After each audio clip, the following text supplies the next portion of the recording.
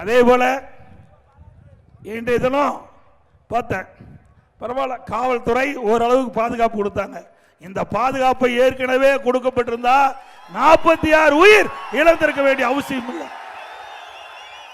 இப்பெல்லாம் கொடுக்கல. நான் கிட்டத்தட்ட பல சட்டமன்ற தொகுதிக்கு சென்று விட்டு வந்திருக்கின்றேன். கிட்டத்தட்ட 171வது சட்டமன்றம் என்று கருதுகிறேன். நாமக்கல்ல 171வது சட்டமன்றத்தில் தொகுதியில் எழுச்சி பயண பொதுக்கூட்டத்தில் பேசிட்டு இருக்கிறேன். இந்த சம்பவம் நடந்த பிறகுதான் போலீஸ் பாதுகாப்பு ஓரளவு கொடுக்கிறாங்க.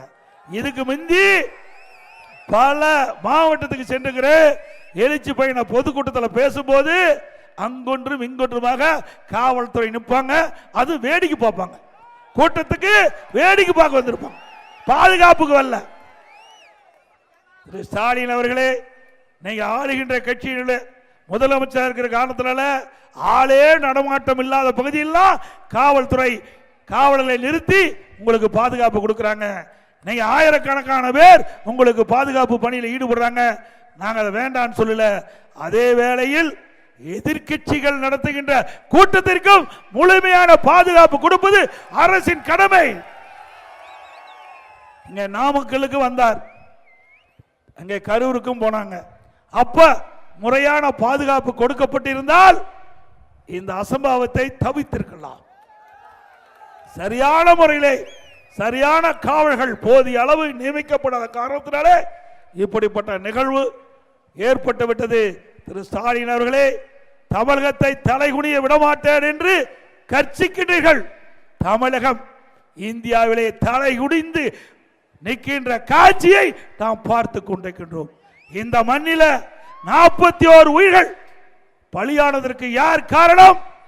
இந்த அரசாங்கமே சரியான முறையில் நடவடிக்கை எடுக்காத காரணத்தினாலே விலை மதிக்க முடியாத 41 உயிர்கள் இழந்திருக்கிறோம்.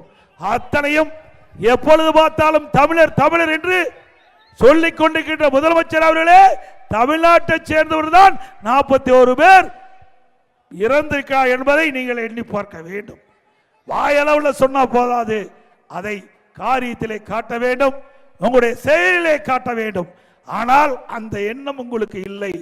எப்படியாவது ஒரு பிரச்சனை ஏற்படுத்த வேண்டும், அதை இந்த அரசு வேடிக்கை பார்க்க வேண்டும் என்ற எண்ணத்தின் அடிப்படையில் தான் எதிர்க்கட்சிகள் நடத்துகின்ற பொதுக்கூட்டத்தில் முழுமையான பாதுகாப்பு கொடுக்காத காரணத்தினால் எவ்வளவு பிரச்சனை ஏற்பட்டிருக்குது, இவ்வளவு பேர் பலியானதற்கு காரணம் விடியா திமுக முதலமைச்சர்.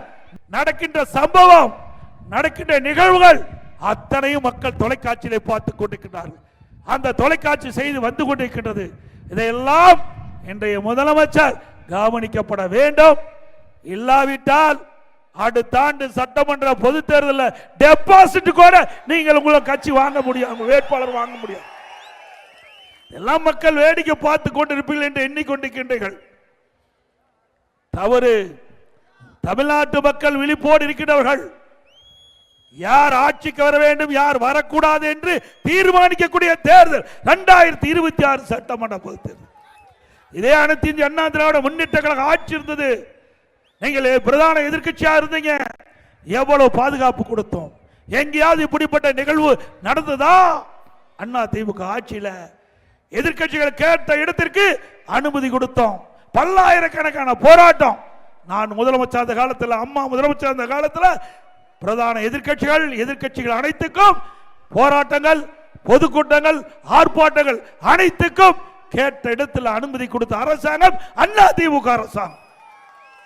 ஆனால் நீங்கள் எனக்கு எங்களுடைய தலைவர்கள் பிறந்தநாள் விழா பொதுக்கூட்டம் நடத்துவது என்றால் கூட நீதிமன்றத்துக்கு சென்று அங்கே தீர்ப்பை பெற்று இங்கே வந்து பொதுக்கூட்டம் நடத்த வேண்டிய சூழ்நிலை கரூரிலே நடந்து கொண்டிருந்தது.